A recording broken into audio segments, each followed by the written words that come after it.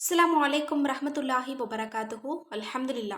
இன்றைக்கான பதிவில் நம்ம பார்க்க போகிறது, ஓதிய இரவிலேயே நமக்கு நிறைய நல்ல மாற்றங்களை கொடுக்கக்கூடிய, இன்னும் நாம் விரும்பக்கூடிய விஷயத்தில் நற்செய்திகளை கொடுக்கக்கூடிய ஒரு அற்புதமான ஒரு அமலை பற்றி தான் நம்ம இன்னைக்கு பார்க்க போகிறோம். இந்த பதிவை எல்லாருமே முழுமையாக கேளுங்க, அதுவும் குறிப்பாக பெண்கள் கேளுங்க. ஒரு பெண்ணினுடைய வாழ்க்கையில இந்த ஒரு அமல் எந்த அளவு ஒரு பெரிய மாற்றத்தை கொடுத்துருக்கு அப்படிங்கிறத கண்டிப்பா நீங்க எல்லாருமே கேட்கணும். இன்றைக்கு 90% பெண்கள் இந்த ஒரு விஷயத்துல தான் மாட்டிக்கிட்டு தவிச்சுக்கிட்டு இருக்காங்க. வெளியில வர முடியாம தவிக்கிறாங்க. உள்ளுக்குள்ளேயே செத்துட்டு இருக்காங்க. யாருக்கிட்டையும் சொல்லவும் முடியல. சொன்னாலும் புரியாது. சொன்னாலும் எந்த பிரயோஜனமும் இல்லை. வாழ்க்கையே ரொம்ப தொலைச்சுக்கிட்டு இன்னைக்கு தேடிக்கிட்டு இருக்காங்க. எல்லாத்துக்குமே தீர்வு இந்த ஒரு அமல்ல இருக்கு. ஒரு சகோதரி சொல்றாங்க, அவங்க தொழ மாட்டாங்களாம், நோன்பு பிடிக்க மாட்டாங்களாம், அல்லாஹ்வின் மீது அந்த அளவுக்கு நம்பிக்கையே இல்லை, ஈமான் இல்லாத ஒரு மனுஷியா வாழ்ந்திருக்காங்க. அவங்களுக்கு நிறைய சோதனைகள் வந்திருக்கு. எவ்வளவு சோதனைகள் அப்படின்னா, கணவன் மனைவிக்கு இடையில சங்கடங்கள். அதாவது இவங்க பேச்சை கேட்டு அவங்களுடைய கணவன் ஒரு பெரிய ஒரு வசதியான ஒரு வீட்டை வாங்கியிருக்காங்க. இதனால கணவன் கடனுக்கு உள்ளாக்கப்பட்டாச்சு. இதனால இவங்க மேல ஒரு கோபம். உன்னால தானே நான் கடன் வாங்கி இந்த வீட்டை வாங்கினேன், நீ ஆசைப்பட்டேங்கிறனால தான் நான் அந்த வீட்டை வாங்கிட்டு இன்னைக்கு நான் ரொம்ப கஷ்டப்படுறேன், எனக்கு தொழிலும் சரியில்லை, எனக்கு நிம்மதியே இல்லாமல் போச்சுன்னு ஒருத்தருக்கு ஒருத்தர் ரொம்ப சண்டை போட்டுக்கிட்டு தகாத வார்த்தைகளை பேசிட்டு ஒருத்தருக்கு ஒருத்தர் தனியாக ஒரே வீட்டில் இருந்தாலும் தனித்தனியாக வாழ்ந்துக்கிட்டு இருக்காங்க. இப்படி இருக்கிற ஒரு சூழ்நிலையில எப்படி நிம்மதி இருக்கும்? அந்த கடன்காரங்களும் கேட்குறாங்க, இவங்களுக்குள்ளேயும் சங்கடங்கள். வாழ்றதா வேணாமாங்கிற தருணத்துல 2 பேருமே நிற்கிறாங்க. அப்போதான் இந்த பெண்மணிக்கு தோணுது, நம்ம ஏன் நம்மளை படைச்ச அல்லாஹ் கிட்ட கேட்கக்கூடாதுன்னு. அது வரைக்கும் இவங்க தொழுகவே மாட்டாங்களாம், நம்பிக்கை இல்லையாம். ஆனால் முஸ்லீம். அதற்கு பிறகு இவங்க தொழுக ஆரம்பிச்சு ஒரு 2-3 நாள் கொஞ்சம் நிம்மதியாக தூங்கியிருக்காங்க.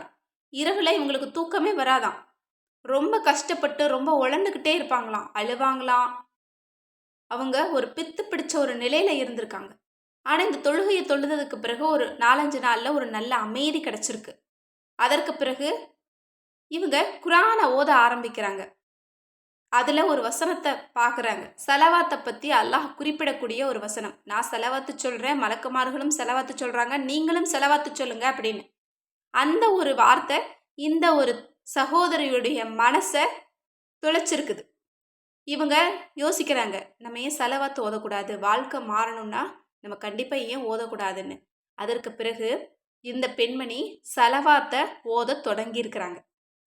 அதற்கு பிறகு சொல்கிறாங்க, என்னோட வாழ்க்கையே ரொம்ப சிதறி போய் கிடந்துச்சு, எந்த வழியை பிடிக்கிறதுன்னு தெரியல, எந்த ஒரு பக்கத்தில் எனக்கு நிம்மதி இருக்குன்னு தெரியல, அப்படி சிதறி கிடந்துச்சு. நான் ரொம்ப நம்பிக்கை இழந்துட்டேன், இதுக்கு மேலே உயிரை வாழக்கூடாது அப்படின்னு நான் முடிவுக்கு வந்துட்டேன். ஆனால் இந்த செலவாத்தை நான் கையில் எடுத்தேன். நான் இரவில் ஒழு செஞ்சுட்டு ஒரு நாள் உட்காந்து தரூத இப்ராஹிம் செலவாத்தை 313 தடவை ஓதினேன். அன்றைக்கு இரவு நான் ரொம்ப நிம்மதியாக தூங்கினேன். அன்றைக்கு இரவில் என் மனசுக்கு ஒரு சந்தோஷத்தை, ஒரு மகிழ்ச்சியை அல்லாஹ் தாலா கொடுத்தான். அது எப்படிப்பட்ட மகிழ்ச்சினா, இந்த பிரச்சனையெல்லாம் ஒன்றுமே இல்லை, அல்லாஹ் தாலா நம்ம கூட இருக்கிறான், கண்டிப்பாக நமக்கு நல்லது நடக்கும் அப்படின்னு. அந்த நம்பிக்கையோட மகிழ்ச்சியாக நான் தூங்கினேன். அடுத்த நாள்லேருந்து எனக்கு நல்லது நடக்க ஆரம்பிச்சது. அதிலிருந்து இந்த செலவாத்தை நான் அதிகப்படுத்தினேன். எவ்வளோனா, தரூதே இப்ராஹிம் செலவாத்தை 1,00,000 முடித்தேன். என்னோட கால்வாசி பிரச்சனை முடிஞ்சுது. இன்னும் 1,00,000 ஓதலான்னு நியத்து வச்சேன். இன்னொரு கால்வாசி பிரச்சனை முடிஞ்சுது. இப்படியே நான் தொடர்ந்து இதோட 4,00,000 செலவாத்தை ஓதியிருக்கேன். அதுவும் தரூதே இப்ராஹிம் செலவாத்து தான். என் வாழ்க்கையில் நடக்காத அதிசயங்களை எல்லாம் நான் பார்த்துட்டேன். எப்படியெல்லாம் நடக்கும் அதிசயம் அப்படிங்கிறத நான் வியந்து பார்த்துட்டு இருக்கேன். இன்னும் ஒரு சந்தோஷமான விஷயம் சொல்லணும் அப்படின்னா, தஹஜத்தை இன்னைக்கு நான் வளமையாக தொழுகிறேன். தஹஜத் தொழுகினா என்னன்னே தெரியாதுங்கிறாங்க.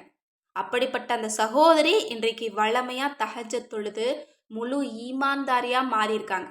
முழு ஈமான்தாரினா என்ன தெரியுமா? நம்ம ஒரு அமல் செய்கிறோம் அப்படின்னா அதில் ஒரு மன அமைதியையும் ஒரு சுவையையும் உணர்ந்து இதை திரும்ப செய்யணும்னு நினைக்கிறோம் பாருங்க, அதுதான் உண்மையான ஈமான். அந்த அமல்களுக்கு உண்டான கண்ணியம் அதுதான். அந்த கண்ணியம், அந்த மதிப்பு எப்போ ஏற்படுதோ நீங்கள் உண்மையான ஈமான்தாரி தான். உண்மையான ஈமான்தாரியை அல்லாஹ் ஒருபோதும் சோதிக்க மாட்டான். அதற்கு பிறகு அந்த சகோதரி சொல்கிறாங்க, அவங்களுடைய கணவர் தொடக்கூடிய எல்லா விஷயத்திலையும் எல்லா தொழிலையும் முன்னேற்றம் மட்டும்தானா.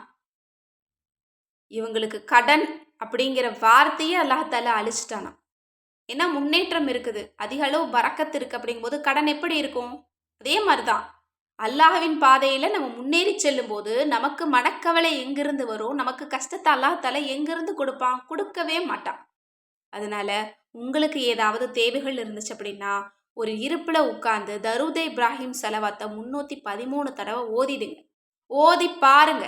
ஓதன அந்த நாளில் இரவு தூங்குறதுக்கு முன்னாடி உங்களுக்கு தேவையான நிம்மதியையும் நியாமத்தையும் அல்லாஹ் தருவான். இது அப்படியே நீங்கள் தொடர்ந்து செஞ்சுட்டு வந்தீங்க அப்படின்னா உங்களோட வாழ்க்கை மாறிடும். உங்களோட வாழ்க்கையில் நீங்கள் எதையெல்லாம் அடையணும்னு நினைக்கிறீங்களோ, எதெல்லாம் உங்களுக்கு தேவையாக இருக்குதோ அதெல்லாம் நீங்கள் கேட்கறதுக்கு முன்னாடி, யோசிக்கிறதுக்கு முன்னாடி அல்லாஹ் உங்களுக்கு தருவான். வெற்றியின் பாதையில் உங்களோட வாழ்க்கையை நகர்த்தணும் அப்படின்னு நினச்சா தரூத் இப்ராஹிம் சலவாத்தை நீங்கள் நியத்துவீங்க.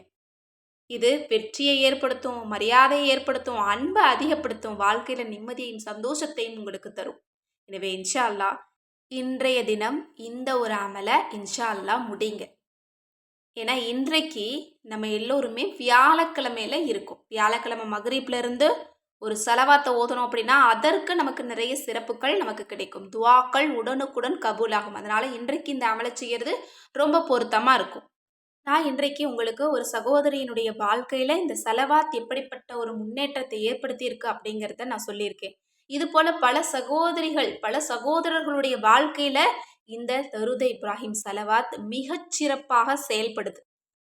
நிறைய சகோதரர்களோட சொல்கிறாங்க, அதாவது வேலை கிடைக்காம நாங்கள் ரொம்ப கஷ்டப்பட்டோம், இந்த செலவாத்தை ஓதனதுக்கு பிறகு எங்களுக்கு வேலை கிடைச்சிருக்கு அப்படின்னு. இந்த மாதிரி தொழில் இல்லாமல் இன்னும் சம்பளம் வராமல் கஷ்டப்படுறவங்க எல்லாம் ஓதி பலனடைஞ்சிருக்காங்க. இந்த மாதிரி ஆண்களுக்கு தேவையான விஷயங்களும் நடக்குது. அதே மாதிரி பெண்களும் இதை ஓதி நிறைய பலன் அடைஞ்சிருக்காங்க. அதனால இது எல்லா தரப்பு மக்களுமே ஓதக்கூடியது. இன்னும் எல்லா நாட்கள்லையுமே நீங்கள் ஓதலாம். பீரியட்ஸில் இருந்தாலும் பெண்கள் தாராளமாக ஓதலாம். கண்டிப்பாக இன்றைக்கு நீங்கள் நியத்து வைங்க. நீங்கள் நினைக்கிற வாழ்க்கையை அடையணும்னு நினச்சிங்கன்னா தினமும் தொடர்ந்து இந்த செலவாத்தை நீங்கள் உங்களோட வாழ்க்கையில் ஒரு அங்கமாக நீங்கள் நினைக்க ஆரம்பிங்க. கண்டிப்பாக உங்களோட வாழ்க்கை முன்னேற்றத்துக்கு போகும். இதன் காரணமாக நீங்கள் மறுமையில் மிகச்சிறந்த ஒரு வெற்றியாளராக இருக்க முடியும். இரு உலகிலும் நீங்கள் ஜெயிக்க முடியும். கண்டிப்பாக இந்த செலவாத்தை ஓதுங்க. அல்லாவுக்காக எல்லா மக்களையும் உங்களோட துவாவில் சேர்த்துக்கோங்க, என்னையும் சேர்த்துக்கோங்க இன்ஷா அல்லாஹ். நானும் உங்கள் எல்லாருக்காகவும் துவா செஞ்சுட்டு தான் இருக்கேன். அல்லாஹால நம் அனைவருடைய துவாவையும் கபூலாக்கட்டும். ஆமீன். நீங்களும் ஆமீன்னு கமெண்ட்ஸில் போட்டுருங்க. மேலும் இது போல் ஒவ்வொரு தேவைகளுக்கும் ஒவ்வொரு வஜீஃபாக்கள் வேணும். அதாவது கடன் பிரச்சனைக்கு, வேலை கிடைக்கிறதுக்கு, இன்னும் குழந்தை பாக்கியத்துக்கு, திருமணத்துக்கு, குடும்பத்துக்குள்ள ஒற்றுமைக்கு, அன்புக்கு, உங்களுக்கு எல்லா விதமான தேவைகளுக்கும் வஜீஃபா வேணும்னா நம்மளோட அற்புத வஜீஃபாக்கள் கிதாபை இப்போவே ஸ்க்ரீனில் தெரியிற நம்பருக்கு வாட்ஸ்அப் மூலம் புக் பண்ணிக்கோங்க. ஏன்னா இதில் எல்லா விதமான தேவைகளுக்கும் தீர்வு இருக்குது. இந்த மாதிரி ஒரு கிதாபை நீங்கள் எங்கேயுமே பார்க்க முடியாது. கண்டிப்பாக இது ஒவ்வொரு வீட்லேயும் இருக்க வேண்டிய பொக்கிஷம் தான். அஸ்ஸலாமு அலைக்கும் ரஹ்மத்துல்லாஹி வபரகாத்துஹு.